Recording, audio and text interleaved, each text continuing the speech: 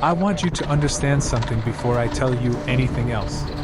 When the storm came back the last time, the one they never named, the one that isn't in any record, I was standing at the radar console at 3:14 in the morning, and the screen showed nothing.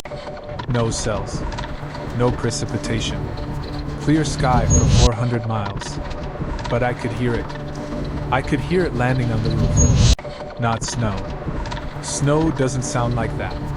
Snow whispers. This was heavier, and it came down in a rhythm, slow and patient, like something testing how much weight the building could take. And then the radio, the dead channel, the one we were told never carried traffic, clicked on by itself. And a voice that sounded like mine, in a tone I have never used in my life, said, "Don't log this one. Let it pass. It remembers the ones who watch." I checked the duty roster afterward. I was the only person awake in the building. I've spent 2 years trying to convince myself I imagined it. I haven't been able to. So let me start at the beginning. Let me tell you how I got to Weather Station 7, and what I think it was really built to do. The job posting was 4 lines long. Remote meteorological technician. North Slope region, Alaska. 6-month rotation, possibility of extension. Room and board provided. Must be comfortable with extended isolation. That was all. No company name I recognized. The pay was good, not suspiciously good, just good enough that I didn't ask questions a person should ask. I'd been out of work for 11 months. My lease was ending. My father had died that spring and I hadn't done well with it. And the idea of going somewhere no one knew me, somewhere I could just take readings and log numbers and not have to be a person in front of anyone, sounded less like a job and more like a mercy. I flew into Fairbanks, then a smaller plane to Deadhorse, then I waited 2 days in a metal building that smelled like diesel and burnt coffee for the man who would drive me the rest of the way. His name was Royce. He was maybe 60, with the kind of face that weather makes, all of it folded inward cured. He didn't shake my hand.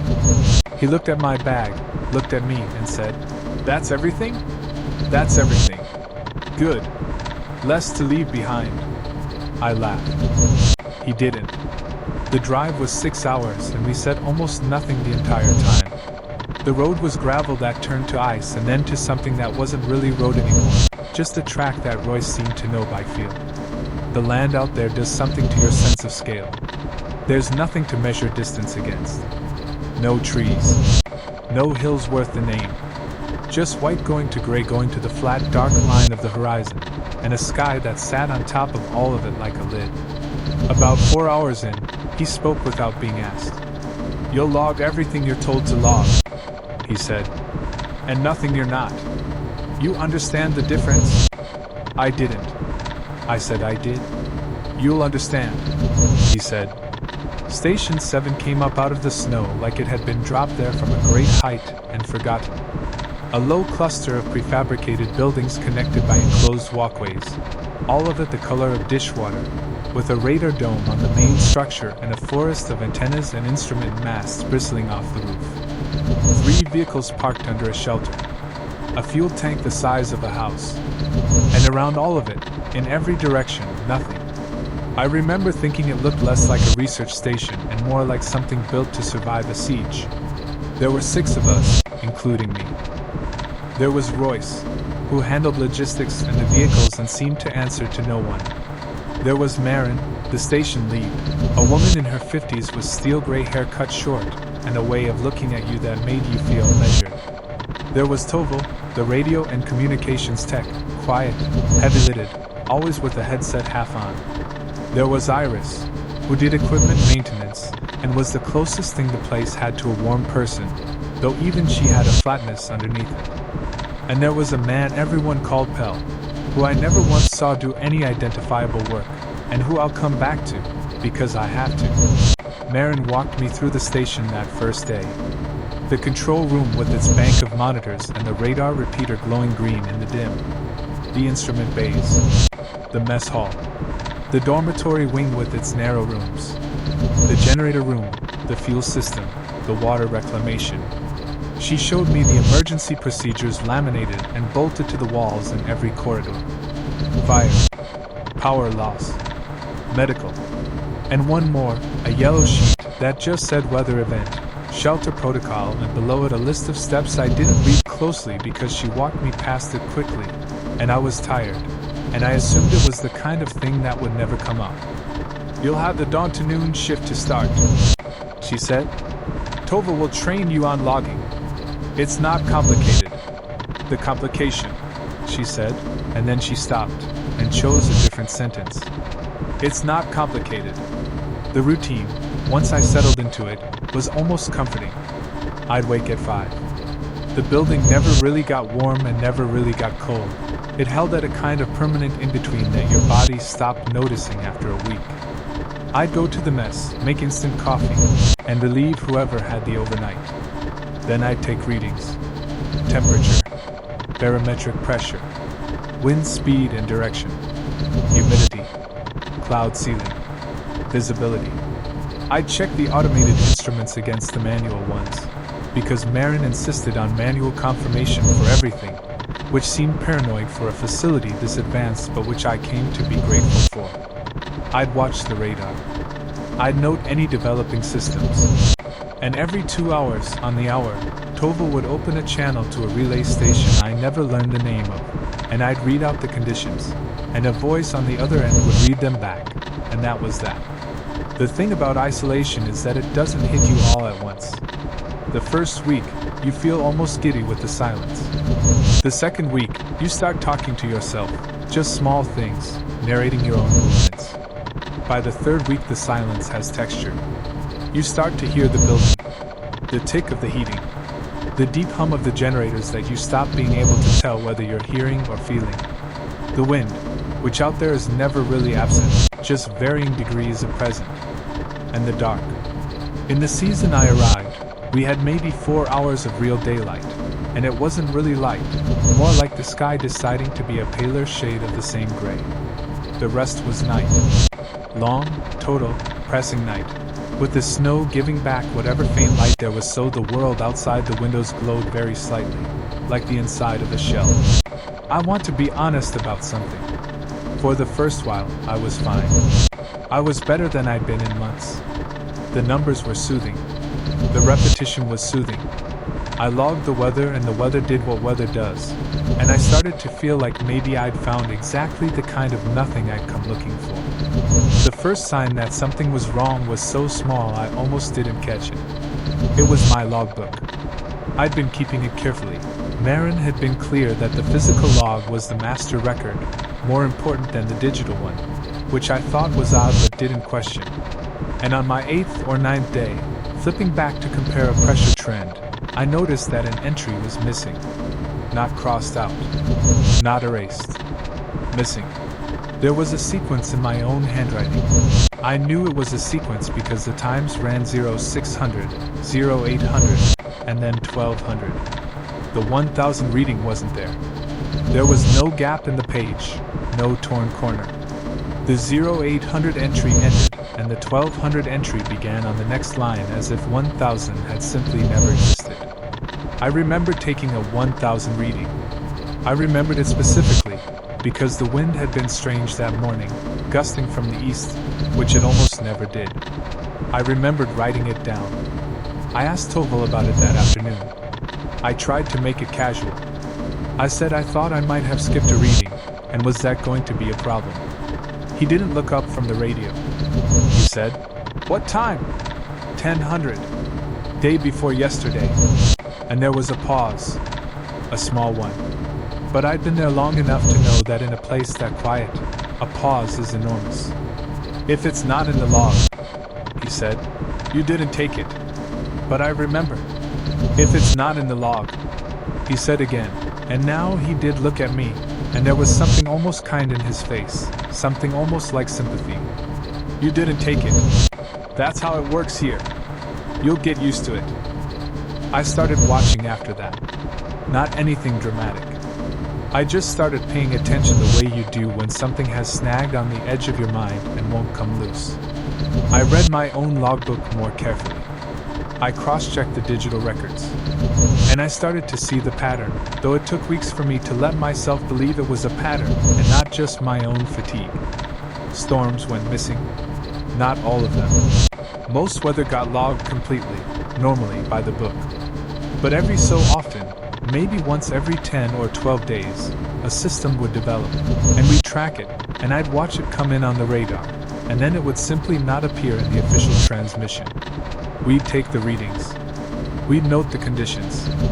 And when the 2-hour relay came, Toval would read out everything except that. He'd report clear skies into the teeth of a storm I could hear hammering the walls. And the others helped him do it. That was the part that took me longest to accept. Because it wasn't just that the storms went unreported. It was that when one of these storms came in, the whole station changed. Everyone got quiet in a different way. They moved differently. They moved like people in a hospital at night, like people trying not to wake something. The first time I really saw it happen, I was 3 weeks in. The radar showed a tight, fast-developing low coming down from the north. Strange formation, too symmetrical, the way it organized, almost circular, with a clear center that the system shouldn't have had at that latitude. I called it out. I said, "We've got something building, looks significant." And I felt almost excited, because real weather was the only event in that place, and I wanted to do my job well.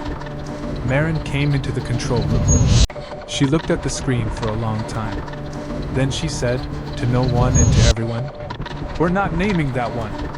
That was the phrase. "We're not naming that one." I'd hear it again and again over the months, and it never stopped putting a cold thread down my spine, because of what it implied. That some storms got named, and named storms went into the record, and the named ones were ours, and the unnamed ones belonged to something else. When she said it, Toval reached over and switched a panel I'd never seen anyone touch. A second radio, older, with a single channel, that I'd been told was a dead backup. He didn't transmit on it. He just turned it on, and let it sit there, hissing static, with the volume low. "Why is that on?" I asked. "So we can hear it coming," Iris said. She'd come in behind me. She said it gently, the way you'd explain something obvious to a child, and then she went to the windows and started lowering the storm shutters, the heavy steel panels I'd assumed were for blizzard protection, and the way she did it, methodical, practiced, not looking outside while she did it, told me she'd done it many times and didn't like to. The storm came in over the next 4 hours. I have monitored a lot of weather in my life. I know what a blizzard does. This was not a blizzard. The pressure dropped further and faster than I'd ever seen, far enough that the gauge was reading values I would have called instrument failure under any other circumstance. The wind didn't howl. That's what I remember most. A storm that violent should scream. This one was almost silent, a deep low pressure against the building, a sense of the whole structure being pushed on from outside by something enormous and slow. And on the dead radio, around the second hour, the static changed. It developed a rhythm. A slow pulse, regular as a heartbeat but too slow to be one, swelling and fading. And underneath the pulse, if you listened, and I did listen, I leaned close to it, and Tova watched me do it, and didn't stop me, just watched. Underneath the pulse there was something that was almost a voice. Not words. A texture. The shape a voice makes when you hear it through a wall. When you can tell someone is speaking but can't make out anything they say. I asked what it was. Tova said, "Atmospheric. Pressure systems do strange things to the band out here." He was a careful man and a kind one in his way, and that was the only time I ever caught him in an obvious lie, and I think he knew I'd caught it, because he looked away. The storm passed by morning. The pressure climbed back to normal. The shutters came up. And in the official record, those 11 hours showed light cloud and calm winds. I checked my logbook the next day. My readings from the storm were gone. Not the page. Just those entries. In my own handwriting, the night ran from evening to morning with nothing in between but the words "no significant weather," which I had not written, which were in my handwriting, which I did not remember writing. That was when I started losing time. It was subtle at first. I'd be doing a task, checking the anemometer, refilling the coffee, and then I'd be somewhere else, a little later, with no clear memory of the transition. The kind of thing you tell yourself is just zoning out. Just exhaustion. We were all tired all the time. The dark does that to you, the constancy of it, your body never getting the signal that the day has ended. But it got worse around the storms. After each unnamed storm, the gap was bigger. Once I lost most of the day. I went to bed after one of them and woke up and the calendar in the mess said it was 2 days later, and when I asked, carefully, no one acted like anything was strange, and Iris said I'd been off shift resting, in a voice that didn't invite the next question. I started keeping a second log. A private one. A small notebook I kept in my jacket, and I wrote in it in the bathroom or in my room, things the official record wouldn't show. The dates of the unnamed storms. The behavior of the others. The sounds on the dead radio. I told myself I was being rigorous. The truth is I was getting frightened, and writing it down was the only way I had to hold on to the version of events that I'd actually lived, against the version the station kept insisting on. And one night, I went to write in it, and 3 pages were gone. Torn out this time. Cleanly. 3 pages from the middle, covering the dates around 2 of the storms. And I keep that notebook on my body, in a zipped pocket, and I sleep in a room with a door that I'd started locking. I went to Marin the next morning. I'd decided I was going to be direct. I was tired of the soft evasions. I said, "What are we actually doing here?" She was at the radar. She didn't turn around. "We monitor weather," she said. "We don't report half of it. We report what's real," she said. "Some of what comes through here isn't weather. It uses weather. There's a difference, and after a while you can feel the difference, and when you can feel it, you'll understand why we don't put it in a record that other people read." It was the most anyone had said to me directly, and it terrified me more than all the evasions, because she said it the way you describe a workplace hazard. Mind the third step, it's loose. Don't put the unnamed storms in the record, they use weather. Who reads the record? I asked. And for the first time, she turned and looked at me, and there was something in her face I hadn't seen before. Not on her. Fear isn't the word. It was the look of someone who has decided not to think about something for a very long time, and who you have just made think about it. "Everyone who isn't here," she said. "Now go take your readings. I should tell you about Pell." I said I'd come back to him. The man everyone called Pell, who I never saw do any work. He had a room in the dormitory wing, at the far end, and he kept to it mostly. He ate alone, late, after the rest of us. He didn't take shifts. When I asked Iris early on what his role was, she said, "He's been here the longest." As if that were an answer, and in a way it was. Because Pell was what happened to you. I figured that out slowly. Pell had once done my job, or Toval's, or one of the others. Pell had been a normal technician on a normal rotation, years ago, and at some point something had happened to him during a storm, an unnamed storm, and now he was the thing that lived at the end of the hall. He'd come out sometimes during the quiet days and sit in the mess, and you could have a conversation with him that was almost normal, about almost anything, and then he'd say something that wasn't right. He'd refer to people who weren't there. He'd ask if the others had come up yet, and when you asked which others, he'd look confused and a little hurt, like you were the one being strange. And during the storms, the unnamed ones, Pell did not stay in his room. Pell stood at the shuttered windows.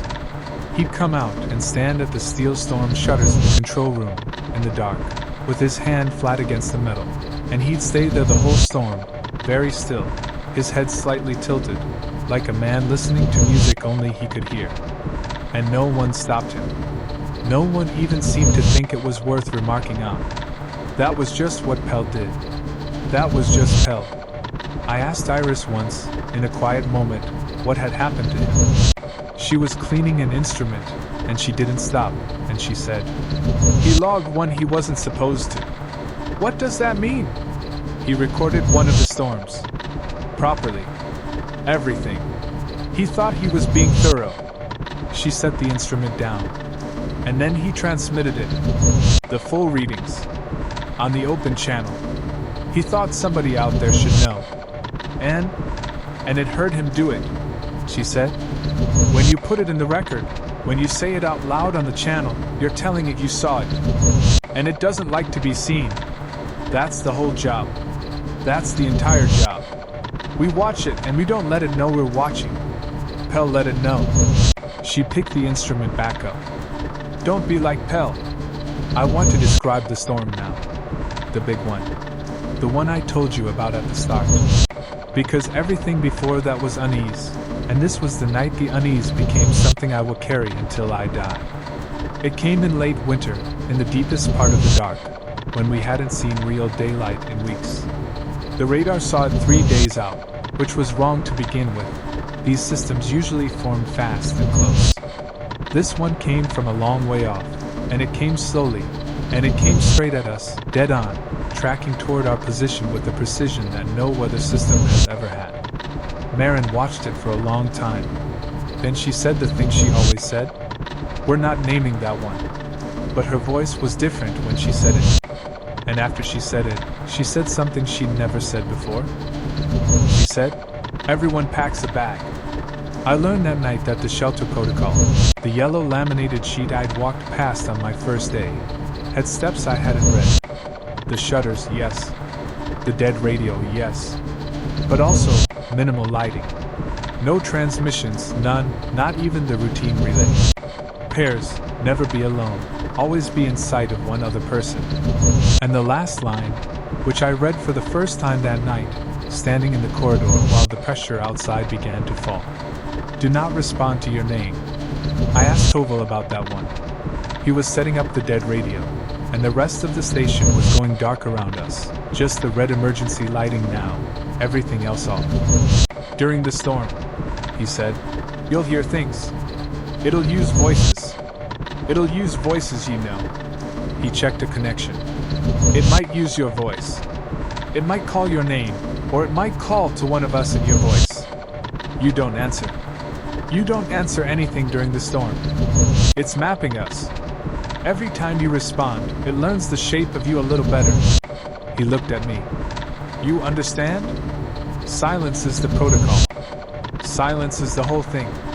The storm hit and the pressure went lower than I had ever seen it go, and then lower than I had thought possible. My ears wouldn't equalize. There was a constant ache behind my eyes. The building groaned, a deep structural sound, the metal taking strain. And outside, on the roof, the sound I told you about at the very beginning, the slow, heavy, patient landing of something that was not snow, coming down in a rhythm, testing the weight the building could hold. We sat in the red dark. All of us. Even Pell, who came and stood at the shutters with his hand on the steel. Marin by the radar, which showed nothing now, a clear screen, clear sky, while the thing landed on the roof above us. Iris with her knees drawn up.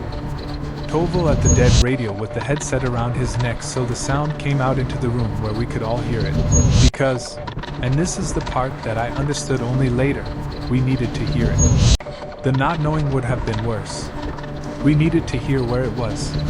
And the dead radio carried the storm's voice, that slow pulse, that almost voice, swelling and fading.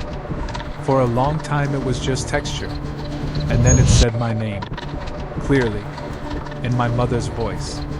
My mother, who I had not spoken to in 3 years, who I had 100 reasons not to want to hear from, and the storm knew that. The storm had reached into wherever it reached and it found the one voice that would make me want to answer more than any other, and it said my name in my mother's voice, warm and worried, the way she used to say it, and it said, Honey, I can't find the door. It's so cold out here. Can you just tell me you can hear me?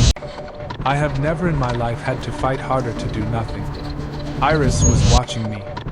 She'd moved without my seeing, and she was right beside me, and she had her hand on my arm, gripping it hard, and she was shaking her head, slowly, no, and her lips made the shape of the word no without sound, and I held on to her hand and I bit down on every part of myself that wanted to answer, and the storm called my name in my mother's voice 4 more times, each one a little less warm, each one a little more like something pretending. Until the last one wasn't a voice at all, it was just the shape of those words made out of the pulse and the static, and then it stopped calling me and started calling Toval, in a voice I didn't know, and he closed his eyes and didn't answer either. That was the longest night of my life. 11 hours. We didn't speak. We didn't move more than we had to. We listened to the thing on the roof and the thing on the radio learning our names, and we gave it nothing, and somewhere around the 10th hour the pressure began, very slowly, to climb. When it was over, when the sun did its weak gray imitation of rising, Marin got up and raised the shutters herself, one at a time, and outside there was nothing. Calm. Flat snow. A clear pale sky. No sign that anything had landed on the roof. No sign that anything had happened at all. Except Pell was gone. His hand had been on the shutter. And now he wasn't there, and the door to the outside was still locked from the inside, and his room was empty, and his bag was still packed and sitting on his bed, and no one acted surprised. Iris just looked at the empty space where he'd stood, and she said very quietly, "He finally answered. I found the records 2 weeks after that. I wasn't supposed to. There was a room off the generator level that I'd been told was electrical, kept locked, and the key was on Marin's ring, but one night after the Pell storm, I'd stopped sleeping properly by then. I'd wander the corridors at the hours when I should have been unconscious. I found it unlocked. Maybe she forgot. Maybe she wanted me to.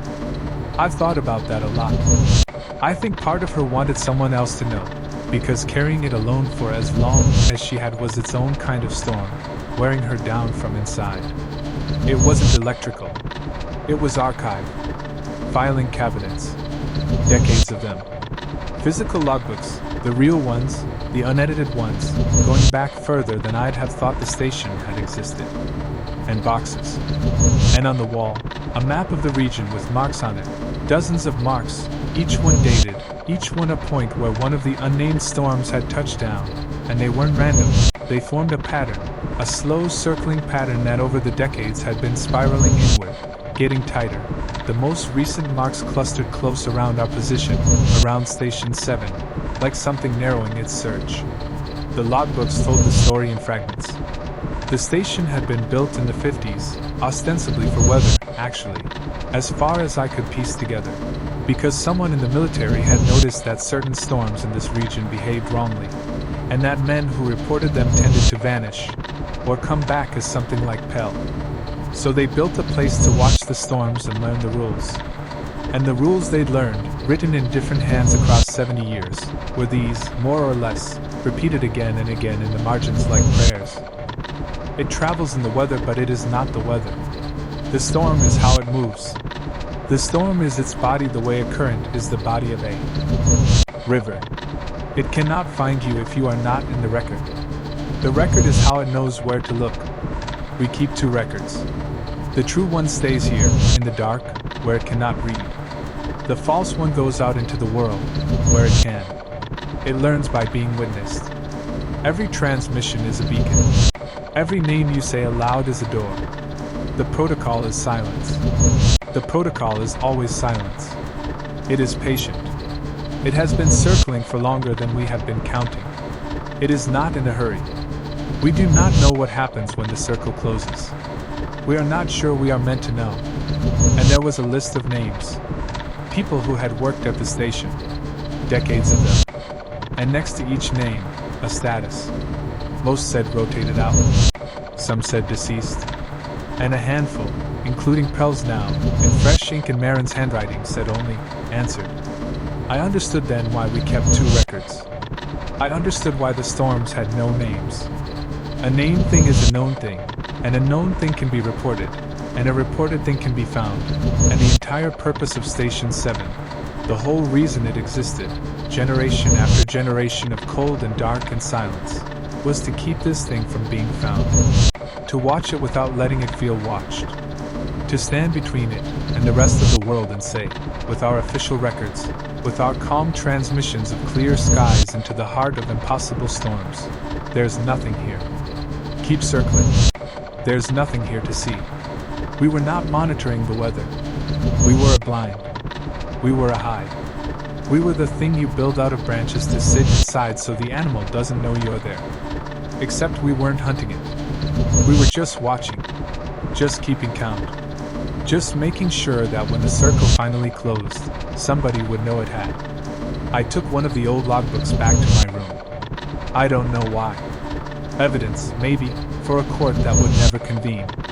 I read it through the long dark hours, and the more I read the less I could hold on to the boundary between the station's reality and my own.